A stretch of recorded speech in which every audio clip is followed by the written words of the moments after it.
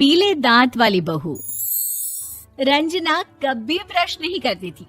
उसे कितनी बार उसके माँ बाप ने डांटा, लेकिन उसका कोई असर उस पर होता ही नहीं था, जिस कारण से उसके दांत पीले पीले हो जाते हैं। शादी के बाद। अरे बहू, वैसे तो तुझ में कोई कमी नहीं है, पर तेरे दांत इतने पीले कैसे हैं बेटा? कैसे मतलब? कोई सर्जरी थोड़ी ना कराई है। वो तो क्या नाम, मैं ब्रश नहीं करती थी तो पीले हो गए। अब क्या करूं? आप कहे तो लाल करवा लूं या फिर काले? यार ये क्या है, क्यों माँ से लड़ रही हो? लड़ रही हूँ? अरे मैं लड़ रही हूँ या ये बोल रही है कि दांत पीले हैं, पीले। अरे तपस्या थोड़ी ना की है इन्हें पीले करने के लिए। बकायदा ब्रश नहीं किया है 20 साल तक, तब जाकर। छी, कैसी बात कर रही हो? ये उस वक्त तो पीले नहीं थे जब हम लोग तुम्हें देखने आए थे। अरे तब साफ करवा लिया होगा डेंटिस्ट के पास जाकर। अब देखो कैसे पीले पीले लग रहे हैं। रंजना सास की तरफ गुस्से से देखती है। फिर शुरू हो गई पीले पीले पीले। अरे पीले तो तब भी थे जब मेरे हाथ का रसगुल्ला उड़ा उड़ा कर खा रही थी और बोल रही थी, लड़की नहीं गुणों का खजाना दे रहे भाई साहब आप। खैर, अब वो लोग करते भी तो क्या करते, पीले दांत वाली बहू पल्ले पड़ी थी तो झेलना तो था ही। एक दिन कीर्तन में रंजना गाना गा रही थी। अरे कमला बहन, माँ का द्वार है, यहाँ तो सब शुद्ध होकर आते हैं, फिर अपनी बहू को ब्रश भी नहीं करवाती तुम। दूर से पीले पीले दांत भक्ति में बाधा उत्पन्न कर रहे हैं।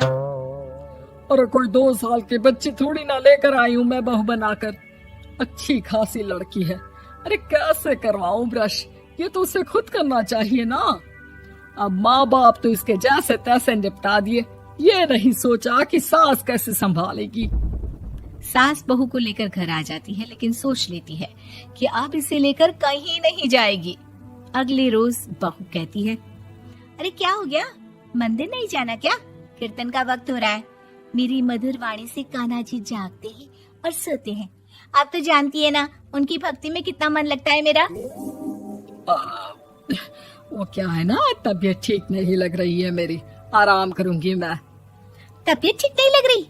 अभी तो मिथुन के गाने पर नाच रही थी आप, और अब बोल रही है कि तबीयत ठीक नहीं लग रही।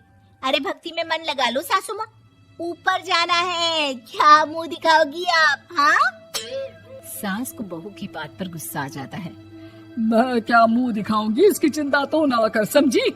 अपने मुंह की चिंता कर, जो ये पीले पीले दांत लेकर हर जगह पहुंच जाती है। पता है लोग कितना मजाक बनाते हैं। ना जी ना, मैं नहीं जाना कहीं तेरे साथ। तो ये बात है। कोई ना, मत जाओ, मैं अपने कमरे में ही बैठकर भक्ति कर लूंगी। ऊपर वाला दांत थोड़ी ना देखता है, मन देखता है, भावना देखता है। और अरे बस बस, तू सब कुछ दिखा, बस ये सफेद चमकदार दांत ना दिखाना किसी को, है? जा यहाँ से। बहू को सास की बात का कोई फर्क नहीं पड़ता, वो तो जैसी थी वैसी ही रह जाती है।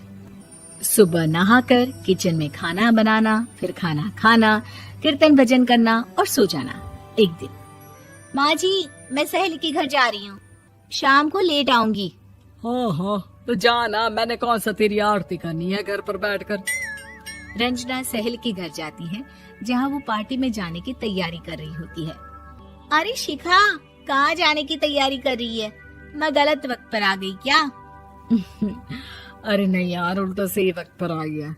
मैंने ये साड़ी और ज्वेलरी निकाली है यार, शाम को इनके ऑफिस की एक पार्टी में जाना है। बताना कैसा लग रहा है ये सब? नहीं यार, इस ड्रेस के साथ तो वो वाली ज्वेलरी अच्छी लगेगी। हाँ, सही बोल रही है, मैंने ध्यान ही नहीं दिया। वैसे तो हमेशा से मस्त फैशन सेंस रखती है। तो बड़ा जाती होगी ना पति के साथ पार्टी में। रंजना कुछ नहीं बोलती, बस सोचती है कि यार काश ये बात सही हो जाती, पर मैं क्यों नहीं जाती पार्टी में? क्या इन लोगों की कोई पार्टी होती नहीं होगी? रंजना घर आती है और रात में पति से सवाल करती है, एक बात बताइए, आप मुझे किसी पार्टी में क्यों नहीं ले जाते? क्या आपके यहाँ ऑफिस में पार्टी नहीं होती? पति बेचारा क्या कहता कि दांत पीले हैं तुम्हारे इसलिए। अरे कोई पार्टी होती नहीं हम लोगों के ऑफिस में, तो कहाँ से लेकर जाऊं? और मार्केट, मॉल, कहीं वीकेंड घूमना, कहीं तो। अरे यार सारे हफ्ते में एक छुट्टी मिलती है, तो सोचता हूँ कि आराम ही कर लूं। क्यों? रंजना मन मार के रह जाती है। पहले कभी सास के साथ मंदिर जाया करती थी, लेकिन वो भी सास ने ले जाना बंद कर दिया। घर बैठी बैठी रंजना बोर हो जाती है। तभी उसे आइडिया आता है और वो मायके जाने का सोचती है। सासू माँ, 2 दिनों के लिए मम्मी के घर जा रही हूँ। अच्छा अच्छा ठीक है, आराम से जा। और हाँ, माँ से कुछ अच्छी आदत सीख कर आना कि कैसे शरीर के हर भाग की तरह दांतों की सफाई भी जरूरी होती है, समझी? शुरू हो गई ना आप। वो लोग आपकी तरह नहीं है कि छोटी छोटी बात का बतंगड़ बना दे। उन लोगों के लिए मैं मायने रखती हूँ, ना कि मेरे पीले पीले दांत। रंजना माँ को बिना बताए उन लोगों को सरप्राइज देती है, लेकिन जैसे ही वो दरवाजे पर पहुंचती है, अंदर देखती है कि घर वाले कहीं जा रहे होते हैं। अब माँ, काश रंजना दीदी के दांतों वाली प्रॉब्लम नहीं होती, तो वो भी हम लोगों के साथ चलती ना बुआ जी की बेटी की शादी में।